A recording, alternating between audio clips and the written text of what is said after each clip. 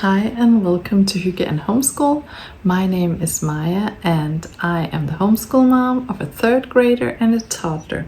And today I'm going to be talking about Charlotte Mason and what inspired me from her and what practices I am using from her philosophy in my homeschool.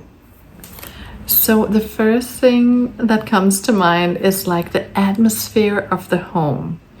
I am also very Waldorf inspired and I feel like they align very well.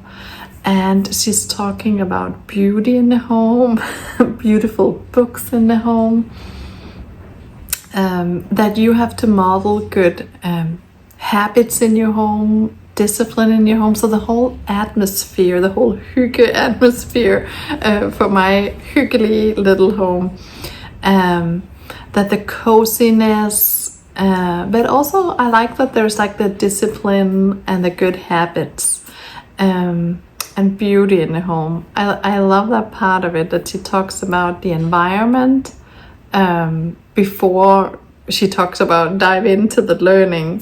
So I tried to create a beautiful space around our homeschool and have, as you can see, plants and set out beautiful toys for my kids, and also create the habits and the discipline for my kids that I want them to copy. Getting up every day, getting dressed, don't leave messes around. I do that sometimes, but I love that it's hard to tell them don't be on a screen if I sit on my phone like this every day when we homeschool. So the habits and the atmosphere around the learning, I love that part. The next thing that comes to mind is the living books.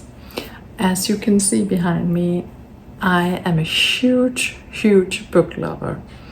And I love books that are beautifully illustrated and super well written.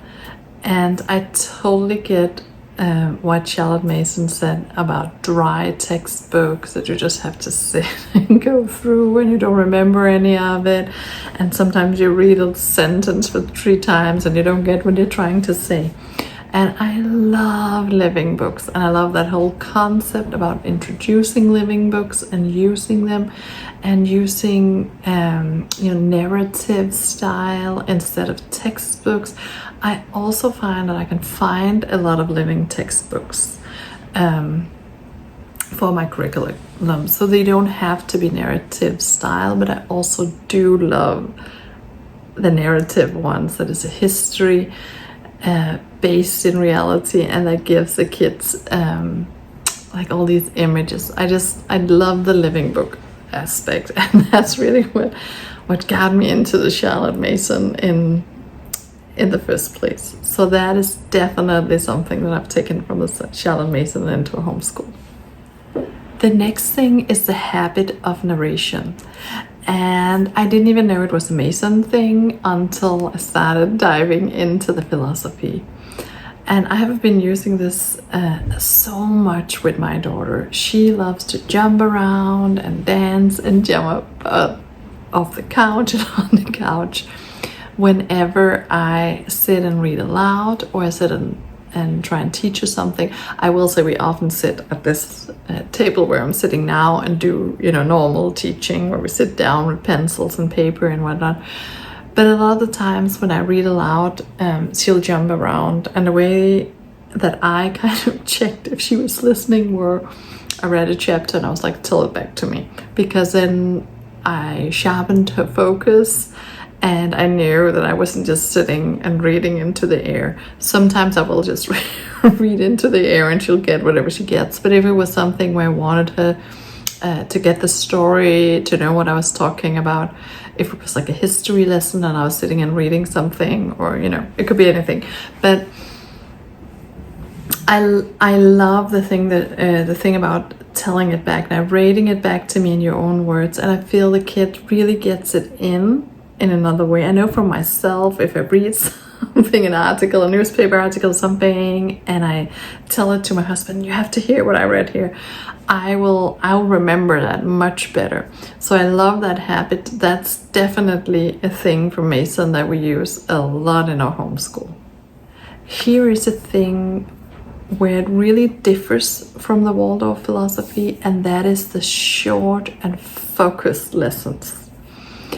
I love the Waldorf main lesson block, and I love we usually do it in the morning to have this 2-hour window for teaching and drawing and focusing on something. But I also love the Mason perspective about the short, focused lessons. And I can give you an example where I use it, the different ones. In, for instance, a history unit or a nature study unit where we listen maybe to a story and then dive in and build something together and really focuses on, for instance, history, or we make like a history craft, and I could start a Waldorf lesson maybe by telling a story about the Stone Age. Then we might read like a textbook text, and then we might do a craft, and it will take 2 hours, and we have like this long, beautiful Waldorf lesson. Then there could be like a math concept or something new I was introducing in math or language. I would not do that for 2 hours. And there it was great for me to have this, I won't say eye-opening, because I could see in my child that she couldn't sit longer than 20 minutes and listening to me talk about how to add numbers up, for instance, when we had that. So I feel, for me, there's lessons that really work in a Waldorf format where we might have, a month or a few weeks or sometimes even a few days if I make like a short unit where every day we sit for 2 hours. But then we do like a lot of things around the subject. We do crafts, we talk, we read, we sing. And then there are the focused, I want to call them Mason lessons, where I go in, we talk about it, and then I let it go. So it's short and focused. And there's just some things where that works a lot better for us. And where, for me, when I started teaching, I didn't think as much. I just wanted to get through everything if a curriculum had like a certain amount. And sometimes I remember some of the lessons in the beginning, it would take me like an hour to get through something. And it was way too much for some language arts specific niche thing to sit with a first grader for an hour and talk about punctuation. And there I really think Mason is right. You need to do it short, and then you can get back to it later that day or the next day. So that's another thing that's really inspired me and that I've taken to heart, that some lessons are better taught in very short and focused ways. Then there are the beautiful nature study aspect that Mason wanted people, or kids specifically, homeschoolers, moms and kids, to get out in nature.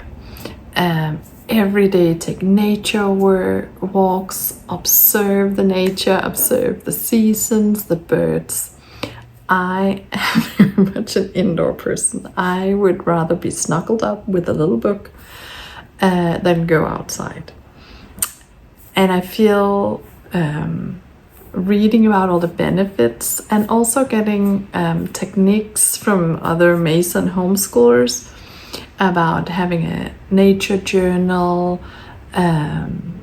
what to look for, looking at birds, bringing a book outside, reading on the beach, sitting there with my kids, getting all these ideas for what to do outside and use nature in the homeschool has really helped me.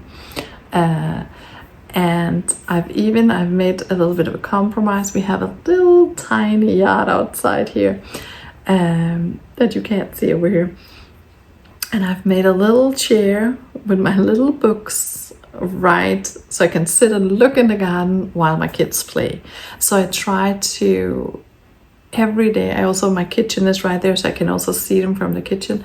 I try to, even if I don't go outside, if I'm cleaning up the dishes or I have some reading to do or some work to do, at least my kids get out every day. So that is the nature. And then I try to get out every day too. But it's not every day that I have the time. And some days I just feel like resting indoors. But we do try to come out, and we do through Mason. I think there's some amazing Mason nature study curriculums, and there are so many ideas. If you go into Pinterest or you go online, there's so many amazing Charlotte Mason homeschoolers that have shared their nature studies and how they do it. I'll try later in the year to share some of ours. But it's a gold mine of ideas and how to get nature into your homeschools. I can really recommend to deep dive into that. If you're like me, it's like, what are we going to do outside? I mean, you can always go to a park and play. That's true. But after day 5, you're like, what am I doing here? So there is some ways to get your kids engaged. Also to just get them to notice nature more. And for me, it's gotten me to notice things, the seasons change, the birds, the trees, the plants, the flowers, I love that aspect of Charlotte Mason, and we really integrated that in a homeschool, getting out every day and then observing nature around us. And here, I'm not, trained in Charlotte Mason, and I think I have understood this correctly. At least I implemented it. I credit Mason for this one. And it is giving your kids good habits and good manners, but not by scolding them, by doing it yourself, showing it, be the one that you want them to be, show them kindness, respect, but also show them, that you clean up after your own messes, that you do your chores, bring them into the chores, give them good habits, like after breakfast, we take our plate to the kitchen and we say thank you and we say please, modeling the behavior that you want to see in your kids, and also to have that discipline. I feel like sometimes I could be the mom who would say, oh, just go out to play, I'll clean everything up, and then I'll be left all the time with all these messes.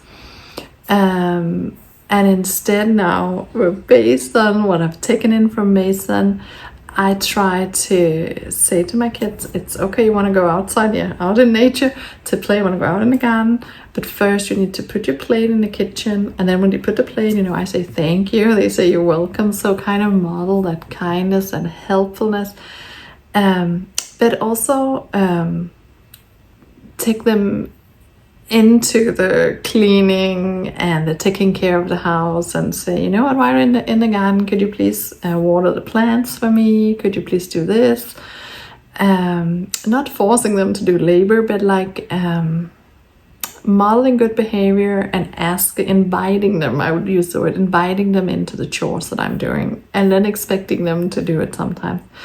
But also make sure to have real life things. So I have a real Swiffer that they can use in child size. I have real, dust cloth and stuff like that. So have real things for them so they can actually help, and not just, go over and play cleaning with this plastic broom that doesn't clean. So that's another thing. Modeling good behavior, habits yourself, and having the kid help you around the house. So again, I'm not a Charlotte Mason teacher or anything, but here in the last point I want to say is where everything gets bind together. Maybe also where it differs a little bit from the Waldorf. I feel I might be wrong. Please comment below if I'm totally wrong. Where the Waldorf sees the child as this little unfolding person that slowly unfolds in the world. my view is that Mason sees a child as like a whole person coming into life, and then you have to give it this broad education and expose it to all these things. So that's where I feel it's a little different.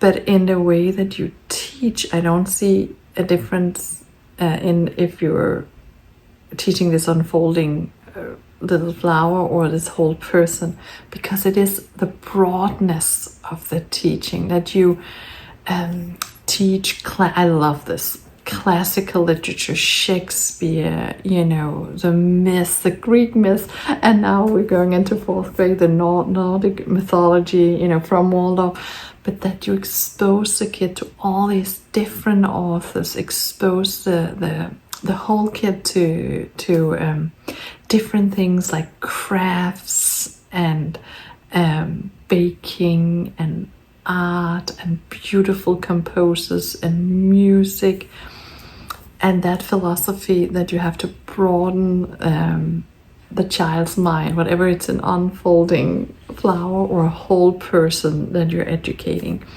I feel it comes beautiful together, and that's one of my favorite things, this whole